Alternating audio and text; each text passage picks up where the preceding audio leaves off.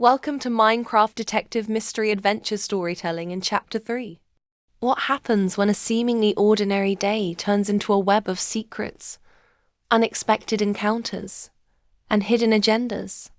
In this episode of the Mystery of Melisa Dawn, join Melisa as she embarks on a journey filled with intriguing conversations, unexpected rivalries, and a thrilling mystery surrounding the Clow family fortune. Follow Melisa, a young and determined investigator, as she navigates the tangled world of high society, family secrets, and clues hidden in plain sight. From a shopping spree at JVFC's department store to a heated confrontation with the sisters, Melisa uncovers more than she bargained for. With danger lurking around every corner, can she solve the case before time runs out? So let's continue their story. "What are your arrangements for earlier today, Melisa?" her dad asked at the morning meal table. "I figured I'd do a little shopping," she answered. Her eyes sparkled. "There's a dance coming up at the Nation Club, and I might want to get another dress." "Then, will you telephone me about lunch? Or again, even better, what about eating with me, whether MR Toss comes or not?" "I'll be there," Melisa announced joyously. "Okay. Drop in at my office around 12:30. In the event that Mr. Toss acknowledges my greeting, we'll attempt to figure out something about Jonah Clowley's wills." Mr. Stepp pushed back his seat. "I should rush now or I'll be late getting downtown." After her dad had left, Melisa completed her morning meal, then went to the kitchen to help Anna, who had previously left the table. "Any tasks for me?" Melisa inquired. "Indeed, dear. Here is a rundown," the servant rehandled. "Furthermore, best of luck with your criminal investigator work." Anna Gruel looked at the young lady lovingly, and a few considerations hustled through her brain. In school, Melisa had been exceptionally famous and had made numerous companions. Yet, through no issue of her own, she had made two adversaries, Bella and Belle Ams. This stressed Anna. The sisters, strongly envious of Melisa, had attempted to ruin her in places she had held in school. In any case, steadfast companions had consistently sprung to Melisa's protection. Therefore, Bella and Belle had become more disagreeable than any other time to Melisa. "Gratitude for your consolation," she told Anna a little later, giving her an embrace. "Anything you do, Melisa, be careful with those sisters. They'd be quite glad to make things hard for you." "I vow to be alert." Prior to going out, Melisa called the loons. She was happy to hear that Lucy had experienced no evil impacts her fall. In any case, she was frustrated that the police did not know to the criminals who had taken the flatware. "Kindly let me know as to whether you learn anything," Melisa said, and Lena vowed to do as such. Becomingly wearing a tan cotton suit, Melisa set off in her convertible for the shopping locale. She drove down the road and, after arriving at the more clogged roads, advanced handily through weighty traffic, then maneuvered into stopping part. "I think I'll attempt JVFC's retail chain first for a dress," she chose. JVFC's was one of Waterway Level's best stores. Melisa bought a few things for Anna on the fundamental floor, then went straightforwardly to the Mrs. Wearing clothing segment on the other floor. Typically, Melisa experienced no difficulty finding a deal's representative. Yet, this specific morning appeared to be a particularly bustling one in the division, and an additional surge of clients had briefly wrecked the deal's force. Melisa plunked down in a helpful seat to look for her turn. Her contemplations meandered to the Luna sisters and little Ludi. Could she have the option to help them? She was abruptly delivered once again from her dream by clearly voiced grumblings. "We've been remaining here almost 10 minutes. A high-pitched voice proclaimed. "Send a salesman to us right away." Melisa went to see Bella and Belle Ams addressing the floor supervisor. "I'm apprehensive I can't," the man answered remorsefully. "There are various others in front of you. Every one of our salesmen are Maybe you don't have any idea what our identity is. Vela hindered discourteously. For sure I do, the floor supervisor told her wettily. I will have a salesman here in a couple of moments. Assuming that you will just pause. We're not acquainted with pausing, Belle Ams told him coldly. Such assistance, Vela told in. Do you understand that my dad possesses significant stock in JVFCs? Assuming we report your lead to him, he might have you released. Please accept my apologies, the irritated man apologized. However, it is a standard of the store. You should anticipate your turn. Vela threw her head and her eyes streaked angrily. This never really worked on her looks. Disregarding the costly garments she wore, Vela was not appealing. She was extremely slim and pallid, with an outflow of irritability. Now that her face was mutilated with outrage, she was practically terrible. Belle, the pride of the Ams family, was fairly beautiful. However, her face needed character. She had procured a misleadingly exquisite way of talking which, albeit aggravating, was now and then entertaining. It was her mum's desire that Belle wed into a socially noticeable family. I feel sorry for any future spouse of hers, Melisa thought with a laugh. Unexpectedly, Vela and Belle saw Melisa, who gestured a hello. Belle briskly returned the gesture, yet Vela gave no sign that she had even seen Melisa. The sales rep rushed toward the Ams sisters. Without a moment's delay, they started to shower mild treatment upon the young lady for her inability to look out for them sooner. What is it you wish to check out, Miss Ams? The assistant said, flushing. Evening dresses. The sales rep drew out a few dresses.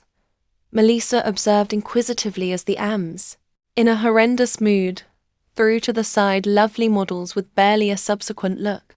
They saw a problem with each piece of clothing. This is an exceptionally stylish outfit, the sales rep told them ideally, as she showed an especially alluring dress of ribbon and chiffon. It showed up just toward the beginning of today. Vela got it, gave the dress one imprudent look, then threw it into a seat as the diverted representative headed out to bring different gowns. The fluffy outfit slipped to the floor in a folded mass. To Melisa's shock, Vela stepped on it as she went to inspect another dress. In disdain, Melisa went to get it. Don't bother that, Vela shouted out, her eyes blazing. No one requested your assistance. Are you purchasing this? Melisa asked uniformly. It's not your concern. As Melisa kept on holding the dress, Vela in a fury grabbed it from her hands, causing a long tear in the chiffon skirt. Goodness, Belle shouted out. Presently you've gotten it done. We would be advised to leave, Vela. Furthermore, why? Her haughty sister shrilled. It was Melisa Dawn's issue. She's continuously raising hell. It was not my shortcoming, Melisa said. Come on, Vela, Belle asked, before that agent gets back. Hesitantly, Vela followed Belle out of the department. As they surged toward a holding-up elevator, Melisa looked after them. Right now, the sales rep returned with an armful of wonderful gowns. She gazed in bewilderment at the torn dress.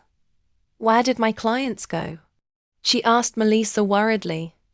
Melisa highlighted the lift, however offered no remark. Rather, she said, I'm searching for a night dress myself. This torn one is exceptionally beautiful. How about it be repaired? Goodness, I don't have the idea. The woebegone agent howled. I'll most likely be considered capable, and I can't stand to pay for the dress. I'm certain JVFCs wouldn't request that you do that, Melisa said sympathetically. On the off chance that there's any difficulty, I'll address the supervisor myself. What for the most part happens is that such a dress is extraordinarily diminished. Much thanks to you, the assistant answered. I'll call Miss Sammy, the fitter, and see what should be possible. First, let me take a stab at the dress, Melisa said, grinning. They found an empty fitting room and Melisa removed her suit and pullover. Then she slipped the wonderful light blue dance creation over her head, and the sales rep zipped it up. "It's dear on you," she said eagerly. Melisa smiled. "I similar to myself in it," she said. "Kindly call the fitter at this point." By and by Miss Sammy, a silver-haired lady, appeared. Inside the space of seconds, she had rolled out an improvement in a crossover of the chiffon skirt. The tear was at this point not apparent, and the style of the dress was really gotten to the next level. "I let our director know what occurred," said the salesman. "Assuming that you need the dress, he will lessen the cost 50%. "How great!" Melisa shouted. Giggling, she said, "That cost will squeeze into my spending plan pleasantly. I'll take the dress. If it's not too much trouble, send it." She gave her name and address. To herself she added, "Vela Ams helped me out." Assuming she at any point figures out what occurred, she unquestionably be caught fire. Melisa smothered a chuckle. "It's been a genuine delight looking out for you, Miss Dawn," the salesman said after Miss Sammy left and Melisa was getting into her suit. "In any case, how I fear to see those Ams sisters come in Herald. They're so absurd. Furthermore, they'll be far more detestable when they get Jonah Clow's cash." The lady turned down the volume. "The home hasn't been settled. However, the young ladies are depending on the fortune as of now. Last week I heard Vela share with her sister. Goodness, I suppose there's no doubt about our getting old Clow's fortune. Yet, I wish father would quit stressing that someone will appear with a later will which might do us out of it." Melisa was too prudent to even think about taking part in tattle with the salesman. She was intrigued and amped up for the data. The way that Mr. Embarks was upset demonstrated to her that he too thought Jonah Clow had made a subsequent will. The discussion helped Melisa to remember her date. She looked at her wristwatch and saw that it was after 12 o'clock. "I should rush or I'll be late for a meeting with my father," she told the sales rep. Melisa drove straightforwardly to her dad's office. In spite of the fact that she was a couple of moments in front of the named time, she observed that he was prepared to leave. "What karma, father?" Melisa asked anxiously. "Did Mr. Toss acknowledge your lunch meeting greeting?" "Indeed. We are to meet him at the illustrious inn in a short time. Do you actually figure I ought to test him about the Clow will?" "Gracious, I'm more intrigued than any other time in recent memory for the situation." She enlightened her dad concerning the sales rep's blabbermouthy comments. Said Mr. Dawn. "It's not what you'd call proof. Yet the well-known axiom generally holds great. Where there's smoke, there's fire. Come, we should 80. The illustrious inn was found under a street or two away, and Melisa and her dad immediately strolled the distance. Mr. Toss was holding up in the anteroom. Nelson Dawn presented his girl. Then the three advanced toward the lounge area where a table had been saved for them. At first the discussion focused about different subjects. As the lunch get-together advanced, the two legal counselors discussed of their school days, together lastly of their calling. Melisa started to expect that the subject of the Clow home may very well never be raised. Then, after the pastry course, Mr. Toss capably transformed the discussion into another channel and referenced a few bizarre cases which he had taken care of. "Coincidentally," he said, "I haven't heard the subtleties of the Clow case. How are the Ams making out? I comprehend different family members are attempting to break the will."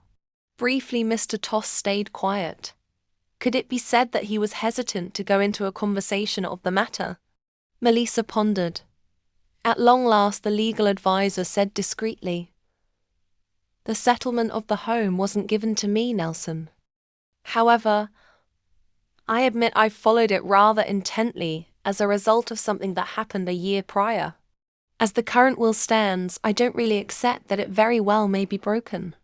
Then the Ams fall main beneficiary of the whole estate," Mr. Dawn remarked. "Indeed, except if a later will is revealed." "Another will?" Nelson Dawn asked innocently. "Then you accept Clow made a subsequent one?" Mr. Toss faltered like dubious whether he ought to uncover any further in line. Then, with a speedy look about, he turned down the volume and said, "Obviously this is completely secret. Don't miss out on this thrilling Minecraft story-driven adventure. New episodes drop weekly, blending creative gameplay, mystery solving, and intense drama. Will Melisa crack the case? Or will the Am sisters' envious schemes derail her progress? Tune in to this exciting new series full of suspense, mystery, and clever thinking. Don't forget to like, comment, and subscribe to follow along with Melisa's journey and see how the case unfolds. Hit the bell to stay updated on all my Minecraft mysteries and adventures.